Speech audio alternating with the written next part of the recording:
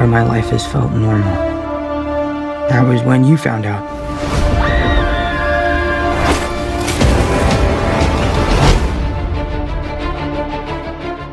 Spider-Man No Way Home. I've been anticipating to watch this film for over a year, and like when I saw it, I thought it's not real, and it's really hard to believe that it's real. Like all three Spider-Men coming together, and when I talk about this film, I want to mainly talk about the character arc of Green Goblin and Doc Ock. Their character has been they have been there in the previous two films, and the thing is that it really their character arc was improving each time, especially Doc Ock's character. In starting, he's like a mean person, and then he's transitioning to this really good person who supports Peter and all those things, and he's helping Peter to cure other villains like Norman Osborn and Sandman, Electro, and the Lizard. And that's the main thing about Doc Ock's character. And another thing I want to tell is about Green Goblin's character. His character in the first Spider-Man movie, the actual Spider-Man movie where Tobey Maguire is playing Spider-Man, in that film, Norman Osborn's character has a split personality. Green Goblin has a split personality, where in one he is a person who is scared, who really just don't know what is happening, but the other person who is the real Green Goblin's character, he really is a mean person, and he want to remove all the people who are in front of him, who are not allowing him to do what he wants to do. It's actually shown in the film also. They still kept the split personality and all those things, and he's in the starting of the film, he's talking to himself. What do you want? To say what you won't, to do what you can't, to remove those in your way. The mask put on a garbage can's top, and he's like, I don't know what's happening. You really do know what's happening. That kind of a thing is what's happening with him. He gets, this Norman Osborn's character really gets mad, and he crushes that thing, and he has this laugh.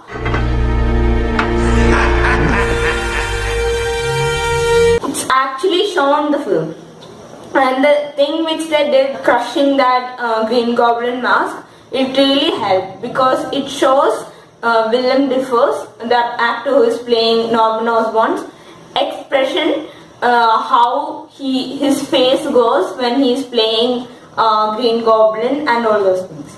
Next I want to talk about with great power comes great responsibility. The quote which Uncle Ben tells to Peter in the first original film and in the second Andrew Garfield's film also. But the thing is that in this film it's actually shown Peter makes a sacrifice that his girlfriend and his best friend forgets about him. The entire world is about to forget that Peter Parker is Spider-Man. Wait, everyone? Can't some people still know? That's not how the spell works. And the whole world forgets about him, and no one knows about his secret identity, that he is Peter Parker, he is Spider-Man. And what happens is that Doctor Strange puts a spell that the whole world forget about the events about Peter Parker and Spider-Man. So MJ and Ned forgets about it, and after in the ending they forget about him. MJ told him that you should come to me, you should find me and tell me what all happened, and convince me that this all happened and all those things. And then he goes to the place where MJ works. He was about to tell, he buys a coffee and he was about to tell, but he saw a bruise in top of her forehead, and he realizes that he shouldn't tell MJ and Ned about this because it's making a great danger to their life. So that's a big sacrifice which he does. And the thing is that Uncle Ben tells that with great power, which Peter Parker's power, also comes with great responsibility. He has to make choices which are not suitable to him, which he don't really want to do, but he has to make such sacrifices. And next thing I want to tell is about Aunt May's death. Aunt May's death, I think they shouldn't have used the same quote, which same quote means they shouldn't have changed the line, or if they didn't use that line itself, it would have been fine. Means it was convincing and all those things. That quote, with great power comes great responsibility, I feel like it's not to Uncle Ben. It's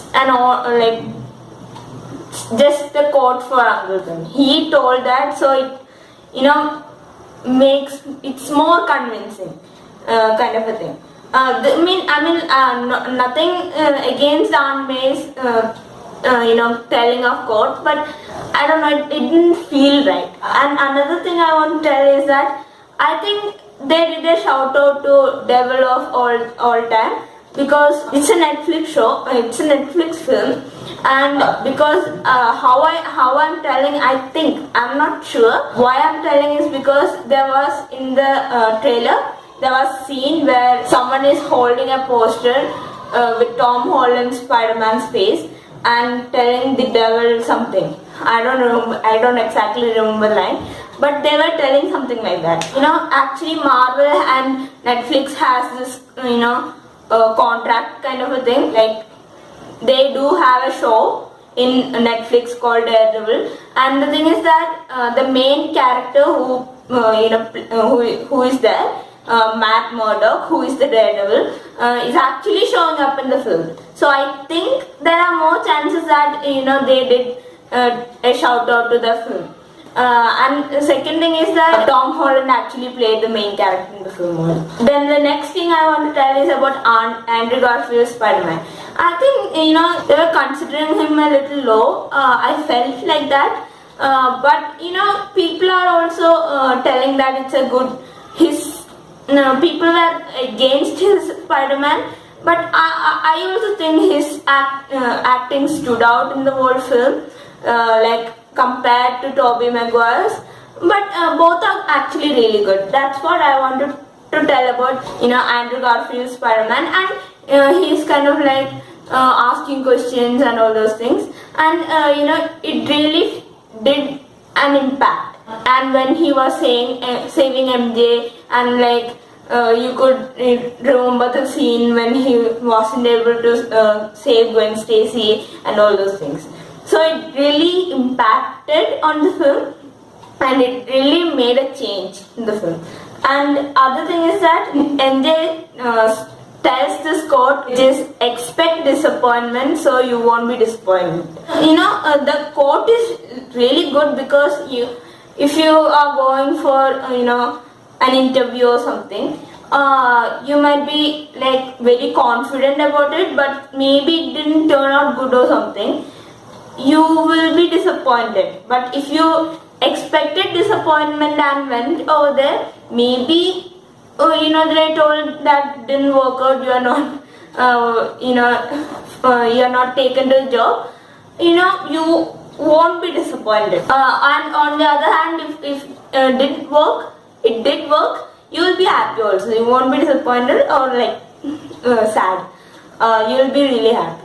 And about Tobey Maguire's Spider-Man, because he is the most experienced Spider-Man, it really did show the like he is the most experienced, and he tells to Tom Holland's Spider-Man when Aunt May dies because of Green Goblin, he is really mad at her. Tom Holland's Spider-Man is really mad at Green Goblin, and he goes to kill him. But the thing is that Tobey Maguire's Spider-Man comes to him and tells, if you kill the person, you won't feel happy because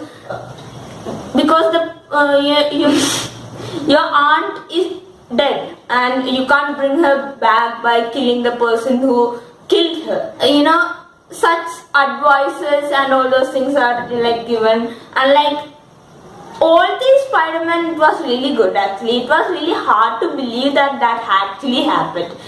And another thing I want to tell is that they did a shout out to Miles Morales, who is from the Spider-Man to the Spider-Verse movie. And the thing is that Electro's character actually did a shout out to him. He didn't know Andrew Garfield's Peter Parker was a white person. He thought he was a black person, so because he saves all the people who are like in need. And the thing is that Electro tells like, I wish there was another Peter Parker who was a black person and like from another universe. He told that actually, and it's kind of like a shout out to Miles Morales, I felt like. And Electro, Sandman and Lizard's character, I think Sandman's and Lizard's character didn't make like, they were just there. Electro did made some changes, but the thing is that I had a question like, did Electro's character really knew the secret identity of Spider-Man? Because I don't think so. I really doubt that. And the thing is that Sandman didn't want to be there in that place. He was like, I want to go to my daughter, I don't want to be here. Lizard that character was just there. I didn't find any like use in the plot or anything like that. Another thing I want to tell is there are some flaws with the plot is what I felt, because Electro's character didn't really know about Spider-Man's secret identity, and I don't know, they just did it for like just a fan service that Jamie Foxx will come back.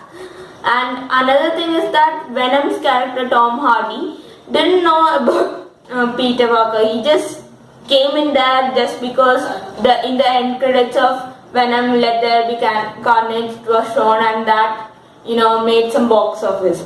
And in this film also people were like shouting, and it was like a really bad fan service kind of a thing. And another thing which I really want to tell is about the VFX which they did in the film. They, the person who is playing Doc Ock, when he played the character in 2004, he was much more younger, and now he's like really old. His face and all started to like wrinkle kind of a thing, and they did some de-aging, and it does look like he came from 2004. And even for Norman Osborn's character also they did some de-aging, and it did really look like he came from 2002. And for Spider-Man they didn't do that because they did come from the places. And another thing which like to point out in the plot flaws is that I don't think like, is it because the other two Spider-Men know that they are Peter Parker, just because of that they came in kind of a thing was that they just did a fan service kind of a thing with the Spider-Man, with the other two Spider-Men coming in. It didn't really have anything to do with the plot. Is it because they came in because they knew that they are Peter Parker? I think it just came in like that. It was a really bad fan service kind of a thing. They did change something in the trailers which I found out, like there's a scene where Doctor Strange tells that let's Scooby-Doo this shit, but in the film I think it was like Scooby-Doo this crap. It was different. Yeah, they did change some things in the film and the trailer to like mislead fans and all those things.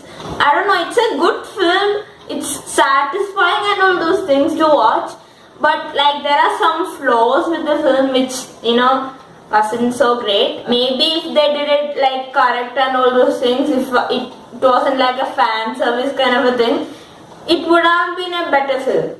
People were like Andrew Garfield's Peter Parker should come and Matt Murdock should come. They were having these theories and all those things, so they just made those come in with a really bad plot and all those things. They just it didn't make sense in a story wise. Means it was a good thing that they brought in Andrew Garfield and Tobey Maguire, but it didn't make any sense in the plot. That's why I'm telling it's a really bad fan service.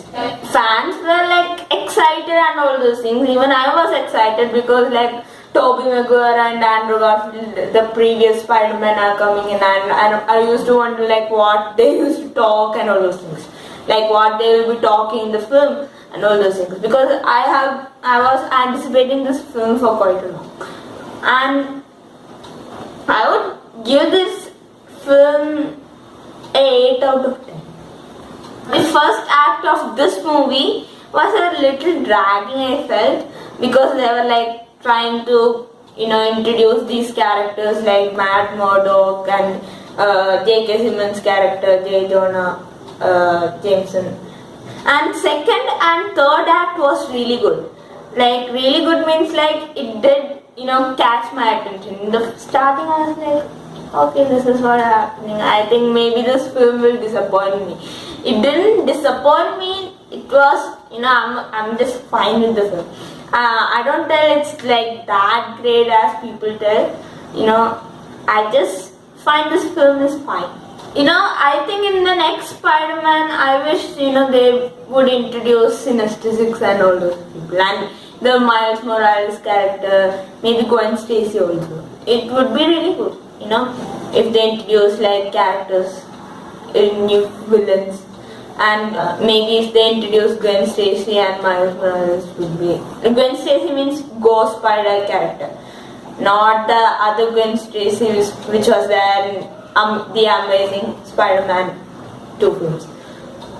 I think it will be amazing if they introduce that character. Thank you for watching. I'll come up with some other review soon.